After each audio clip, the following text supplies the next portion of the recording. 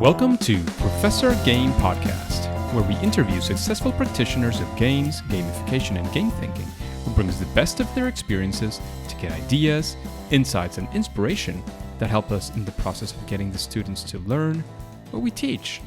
And I'm Rob Alvarez. I teach and work at IE Business School in Madrid, where we create interactive and engaging learning materials. Want to know more? Go to professorgame.com/subscribe, start on our email list, and ask me anything. So welcome, engagers, once again to Professor Game Podcast, because today we have, once again, an interesting person who is coming to talk about his experience in games and all these things in the field. But before we introduce Scott, are you prepared to engage? Yes, I'm prepared. Let's do this. Scott is a successful instructor and business owner with more than 24 years of experience in networking, video conferencing technology, and project management. He currently serves as an assistant teaching professor at the University of Missouri, where his interests are focused on the impact of technology on society and human well-being. And I'm going to add here as well that he has created the blockchain game that helps people understand what the blockchain is about, especially for people who are non-technical. And he's also, well, of course, this game has been used by many instructors and companies around the world.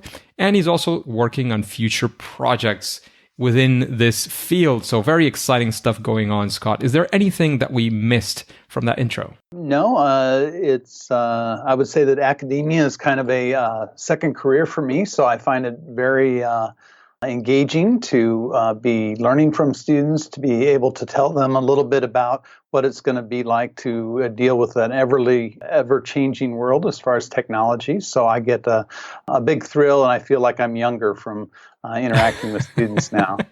So you found the fountain of youth. Yes. Absolutely. So, J. Scott Christianson, what does a regular day with you look like? If we were Scott in a day like today, yesterday, tomorrow, in a week's time, what would it feel like? What are the kinds of things that get you excited? What are you doing in these days? Well, obviously teaching. So I'm a teaching professor. I teach 4 different courses this fall. So I'm usually up pretty early, try to block out time for some deep thinking, some work on different projects, and then I'm often involved in teaching and working on kind of random things later in the afternoon.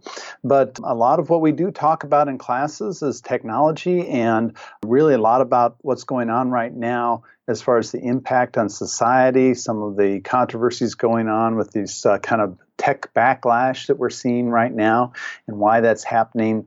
So it's kind of an exciting time to be talking about technology, especially with young people, and as they're coming into their own and thinking about how is this affecting our world today, how is this affecting our politics. Very interesting. And there's been an ongoing conversation, at least in this podcast, about the ethics involved in serious games, gamification, and all of this. So I'm guessing that there's also been a lot of ethical discussions around technology in general for you. So there we might have a pathway as well to a rabbit hole to go down over here. It was kind of funny. The one of our evaluations, we go through this kind of review of your curriculum at a college level, and they said, well, are you really teaching anything about ethics? And when you teach these technology classes, I was like, well, we have a very hard time not, getting down these rabbit holes about ethics, personal data, how we're using that data, who owns the data.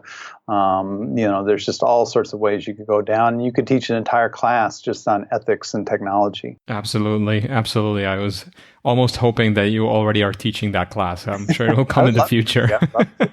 Yeah. It's gaining a lot of, at least in business schools, I think the whole impact and ethics and sustainability is gaining more and more impact because there are things that we're increasingly more worried about and more interested in. So I think that's going to be a pretty sweet place to spot to be at. Right. So Scott, we, as you know, you mentioned that you've heard a couple of episodes or a few episodes before.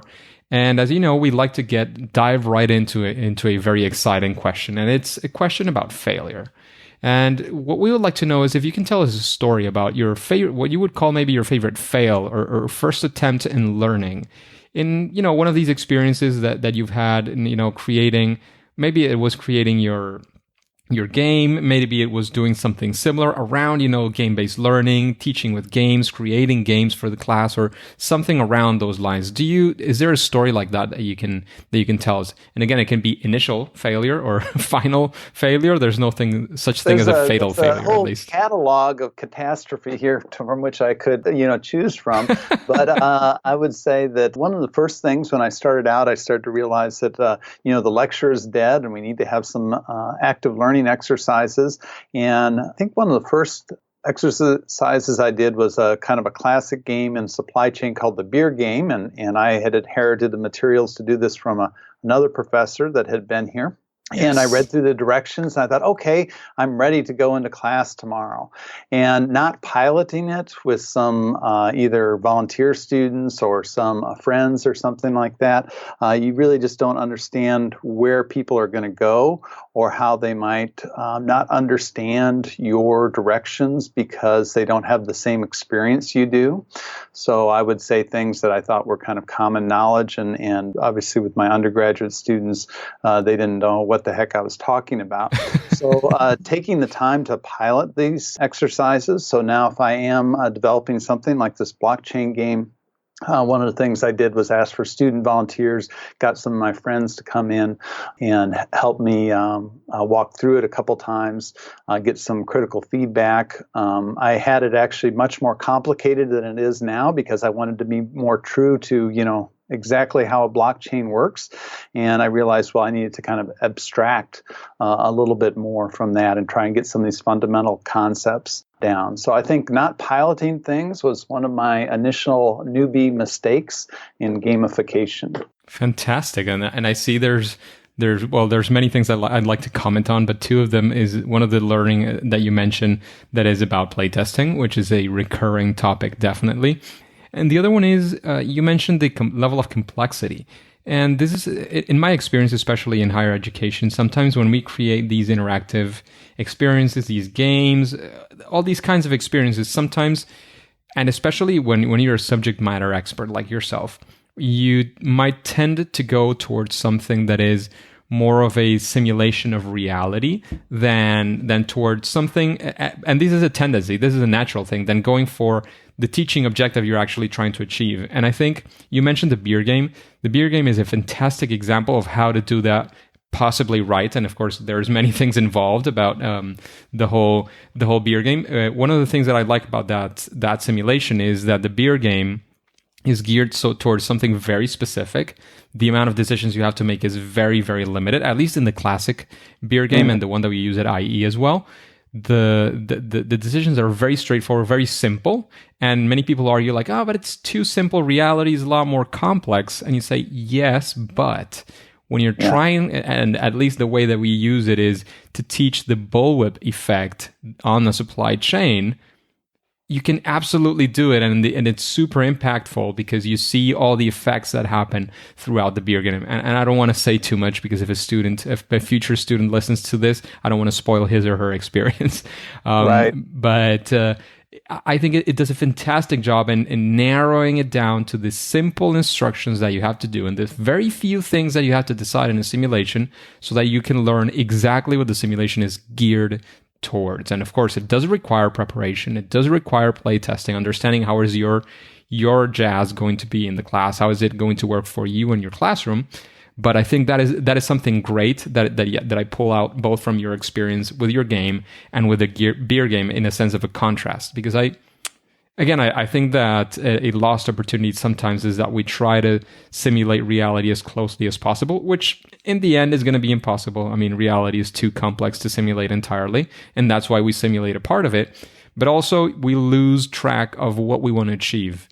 And usually there is a learning objective or a series of learning objectives behind that, and you don't need to simulate 100% of reality for that. And that helps, narrow down complexity in development, narrow down the complexity of many things, and of course, reach your actual objective. So fantastic story. I loved it as well. Well, I also like the physicality of the beer game and the fact that you didn't, like you said, you didn't have to make many decisions. You didn't have to be a technical expert in supply chain to understand what was going on at the end. And so that's when I decided to do some exercise to explain blockchain. I looked at different ways you could do that with computer simulation or with a spreadsheet. And I thought, no, I want something that people have in their hands. And because it's also less intimidating for somebody that's non-technical. And frankly, a lot of non-technical managers are going to have to make decisions about whether blockchain is an appropriate technology for their company to start investigating. And so it's not just going to be the tech folks or accounting folks that are good with numbers. It's going to have to be everybody that's going to have some knowledge about this technology and what its benefits might be. And so I really enjoyed that aspect of it. I think another thing is I try to inject a lot of humor into the game. So in this game, they have to do some calculations. And so I always tell them, it's very difficult to do math in public. So what you do is if you think the answer is 2, you want to say 2-ish, because then it could be 1 or it could be 3, and I make jokes about math not being an exact science and things like that. And I think that takes a little pressure off of the students because in this game, they would actually announce, I think the answer is 2 or 3 for a variable that we're calculating. Yeah, exactly. And I give them little goofy gifts, like when I'm on the airlines or when I'm traveling or at a trade show or something, I'll get some goofy gifts and I hand those out as prizes. And they, kind of like that. And it gives them a little break to laugh about, somebody just got some socks or something like that. So that's cool. Just one additional thing. I think it's great that you use the physical version of the beer game, and there's also digital versions as well, which work fantastically. But there's a lot to gain from, as you say, a physical game. But we want to take a small shift, actually a very, very wide shift, and go from this favorite fail where you learned a lot, and I'm sure you've incorporated many of these things to your regular practice, and now go actually for a big win. So what would you say is a big challenge that you faced and you actually solved using, game thinking, game-based solutions, gamification, however you want to call it, or whatever you want to use, or creating a game to solve that problem that you were seeing? Well, I've been pretty happy with the blockchain game. That's kind of my first attempt at having something that was my own creation. I've also used a lot of Lego exercises. So I teach project management, and there's just a wide body of games and exercises out there to use Lego for teaching techniques such as Scrum. And so every year my project management class builds a city out of Legos using the Scrum framework. And so I think that's been kind of a big win is learning how to adopt that, but then also being able to see that other people are using my game. So being able to release it as Creative Commons. And so that's been exciting to me. Another professor in Germany has translated into German. So it's kind of neat to see something that you put out there and people have found useful. So that's been kind of a big win this past year. Fantastic. That sounds great. Incorporating all of these things is always a big win. And do you have any reference? Like, where do you go to when you want to find? I mean, you're maybe teaching something new. You're trying to incorporate something that has been recently coming out. I don't know.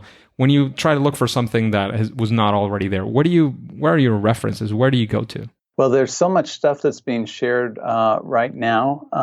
And so, I mean, I frankly just start Googling around and finding places. A lot of these places like the Project Management Institute have directories for teachers. I'm finding more and more that authors of books will sometimes have a teaching guide. This is like not a textbook, but I know that I used a book called The All-In Startup, which is a really neat book about startups, but it's told in a fictional series.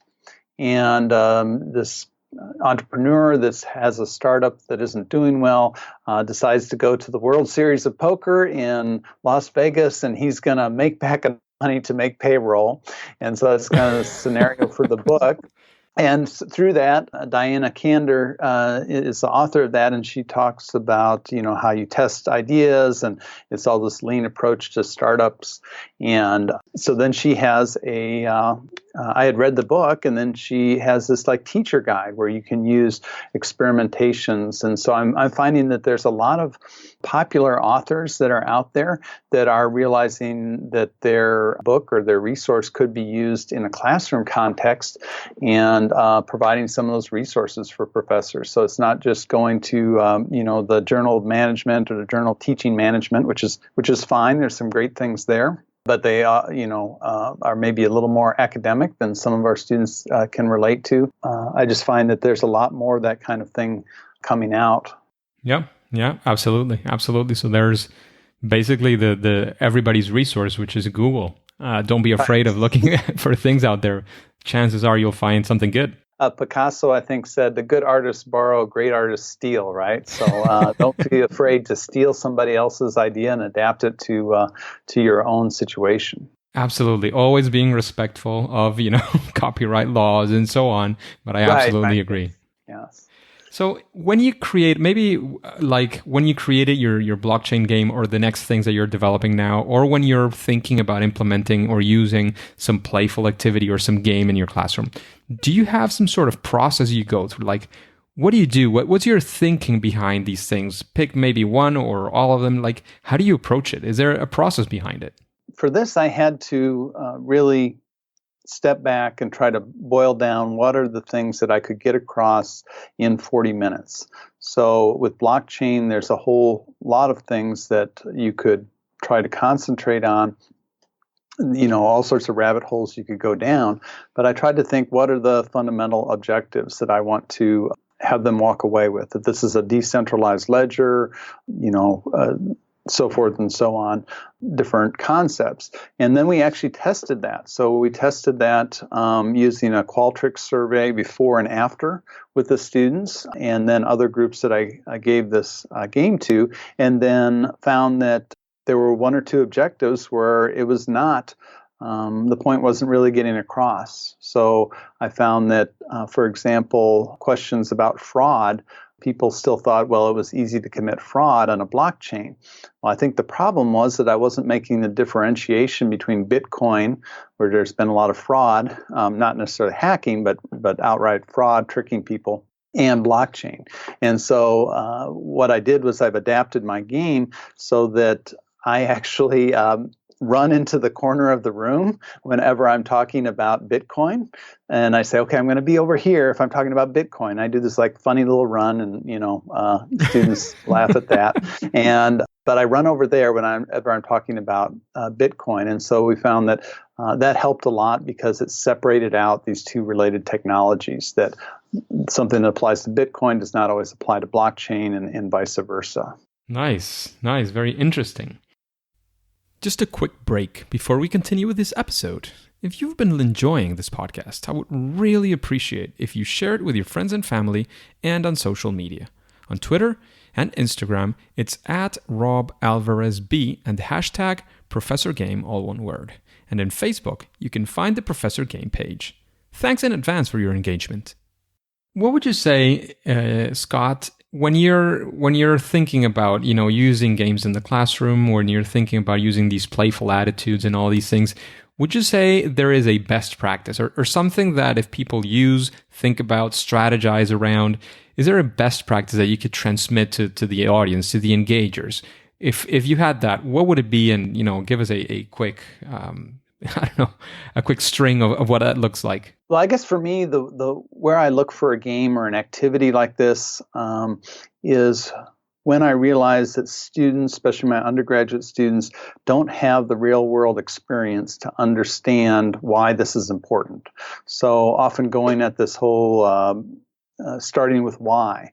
And sometimes we're teaching academic, our academic curriculum, and we just assume that students are going to understand that's important to think about earned value metrics when we're dealing with a large project. So if you can actually have them, this semester I had them actually create some little skyscrapers out of paper, and we actually did earned value calculations on those as the skyscrapers were built. Well, now we can say, okay, well, think about this when the One Trade Center is being built. How did they measure their progress? Trying to give them something hands-on that they can relate to, because I think that's just a big problem. And in some ways, I kind of wish that we had more of a gap year here in the United States where you might go out and work and then come back, and then you would understand relationship with customers. You'd understand why some of this is important. So I'm often looking for activities where we have something that is not going to be obvious to the students as to why this is important for a business, why this is important for an organization. So when we talk about culture, I have them go interview people about culture in their companies because they don't think about culture because they're in education culture in the United States, which is kind of homogenized in a lot of ways, right? I'm not sure there's a difference between being a high schooler or a college student here versus being a college student in Florida, right? So there's a lot of similarities. But when you get onto companies, there's a wide variety of culture, and it affects how well they can perform. Absolutely. So thinking about different things there, absolutely. And going down a small rabbit hole here, you've heard a few of the interviews here. When you hear this, when you have experienced as well the interview yourself, is there somebody that comes to your mind that you would like to listen to in an interview like this one in Professor Game? Maybe that has been already, if you, of course, you haven't listened necessarily to all the interviews, maybe that you think should be, again, have been or not been before, a dream, person who would be super difficult. Idea here is to go for, Santa's list.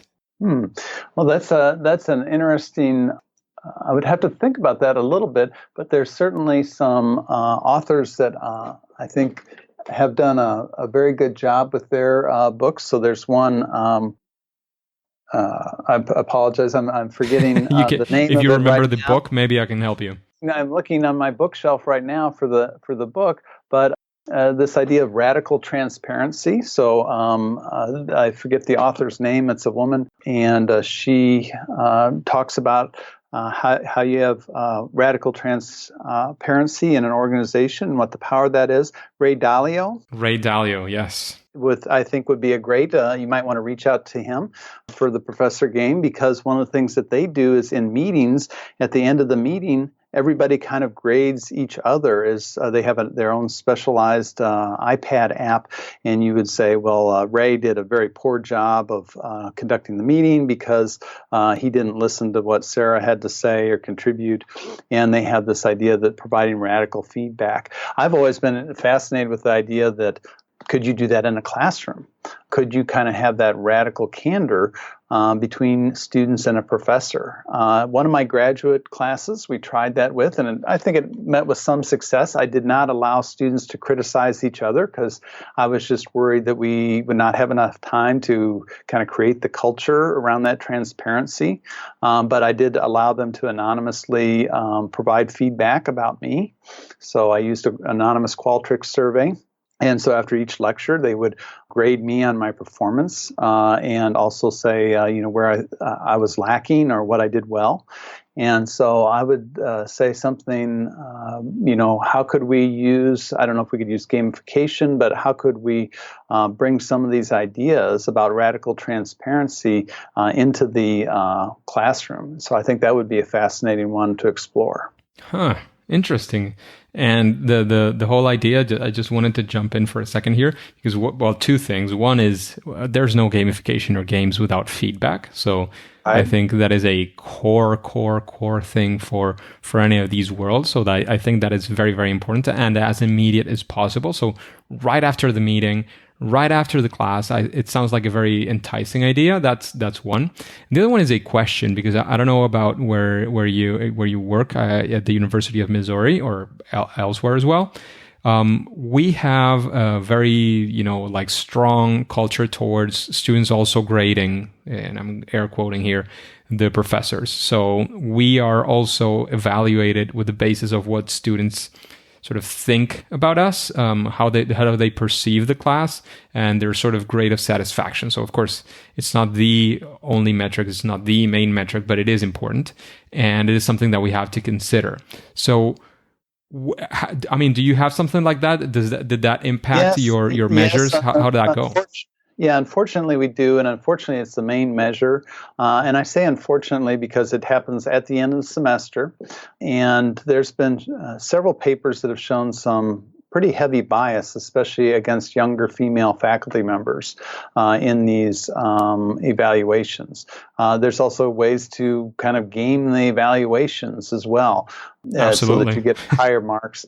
And so I really do not like the emphasis is placed on those. I think it should be student popularity survey, and that would probably be a more appropriate title for it. But there's other ways that we might be able to get meaningful feedback. So with all my classes, I do a start, stop, and continue exercise at the end of each semester. So I tell them, I'm going to be teaching this again next semester.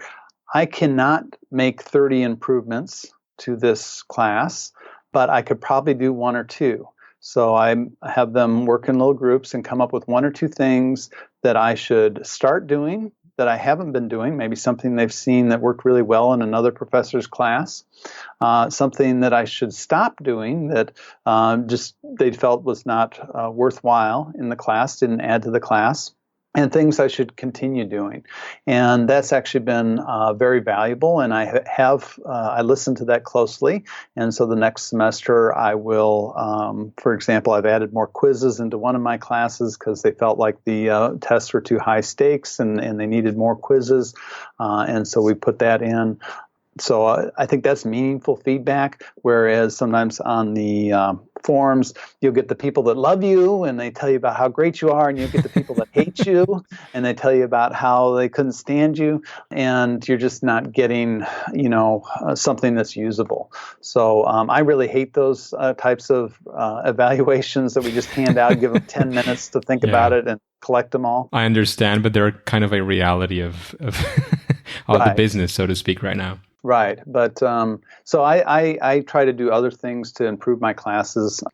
And, I'm hopeful that maybe we'll see that culture kind of change a little. And I wouldn't mind it if we had more time for thoughtful, feedback like that from the students. I do still provide for my classes an anonymous form where they can, in fact, provide feedback at any time during the semester. So it's just an open Qualtrics survey that then emails me once a week with any results. Great. Sounds great. So getting immediate feedback and staying sort of in the same realm of recommendations. You just recommended Ray Dalio, that you would like to listen from Ray in Professor Game. Is there a book that you would recommend to the engagers, and why would you recommend that book?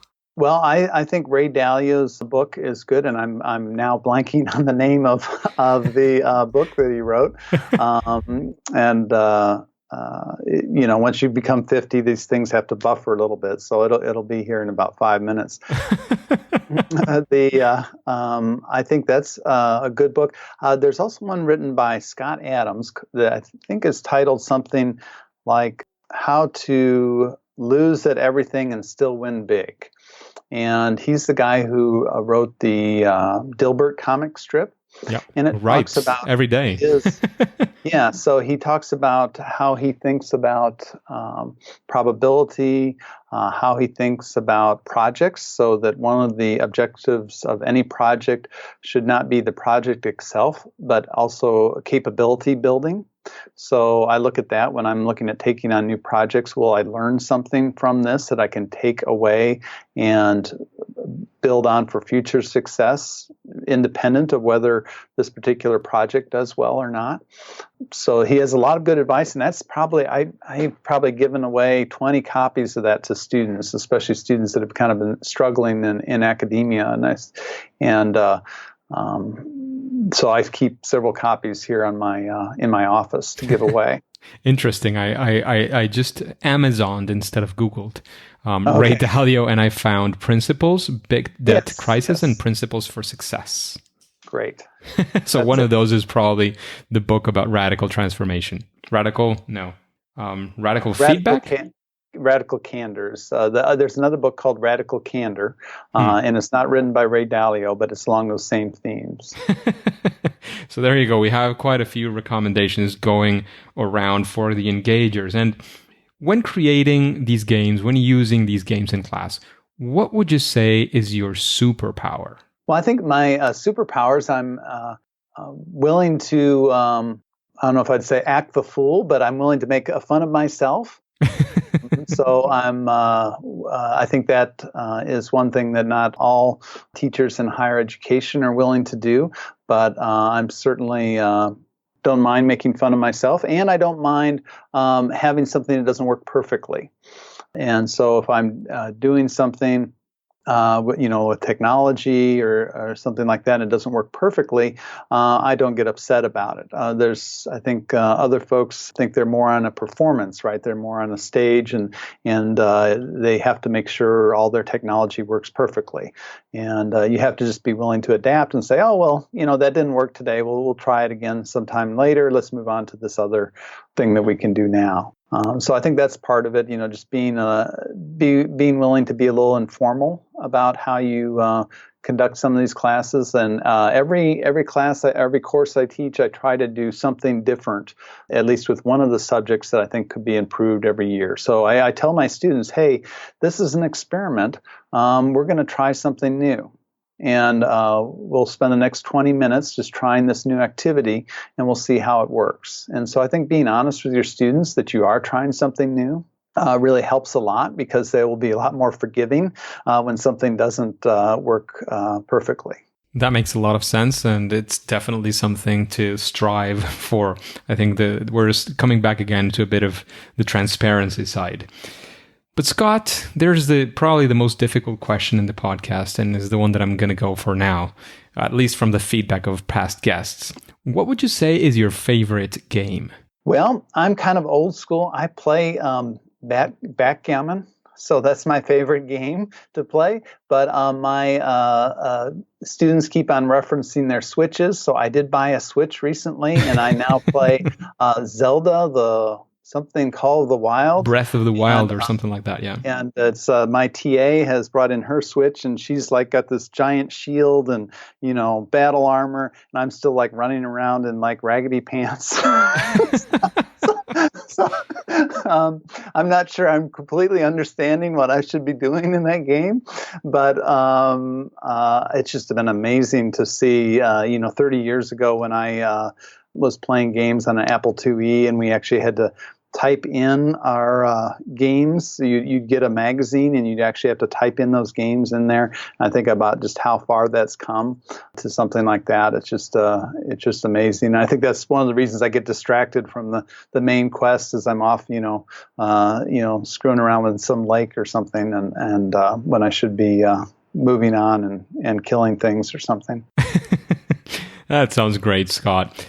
And before we take off, because I've had a lot of fun. I hope you've had to, and the Yes. engagers have been taking a lot of value, which think has been dropped in this episode, definitely. I would like to know if you have any quick final advice you want to leave us with. Tell us, of course, where we can find you, any plug you want to make. This is the plug zone as well, for your game or whatever. And then, of course, we'll say it's game over. All right.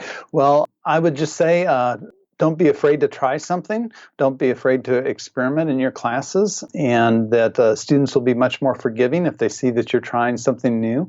So I would say get out there and see what you're doing where you're having a difficulty getting a particular point across, and see if you can modify that or create some sort of game or even just short activity around it. As far as how you can reach me, I'm on Twitter's the only social network I'm really on much, and it's jscottmo on Twitter, or you can find me at my website, which is christiansonjs.com, and that's where I post a lot of these things. So I have a resources page, so you'll find the blockchain game, you'll find a Creative Commons version of a project management textbook I wrote, And I'm also working on some other exercises that I've used in my classes that were Creative Commons but share alike. And so now I'm getting to where I'm going to share alike the modifications I've made to some of these games that thankfully some other professor invented. Fantastic. Thank you very much, Scott. This has been a pleasure to have this chat with you today.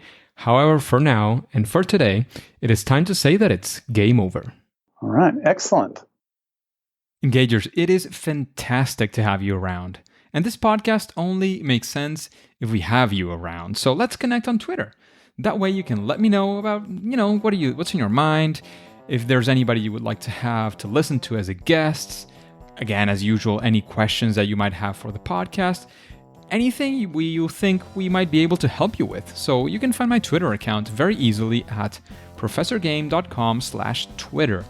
I'm always sharing content on gamification, on education, and, every now and then there is a rant here and there. But hey, don't click continue yet. Do you want to know what is some of the relation between UX or user experience and gamification? Then all you have to do is subscribe using your favorite podcast app and listen to the next episode of Professor Game. See you there.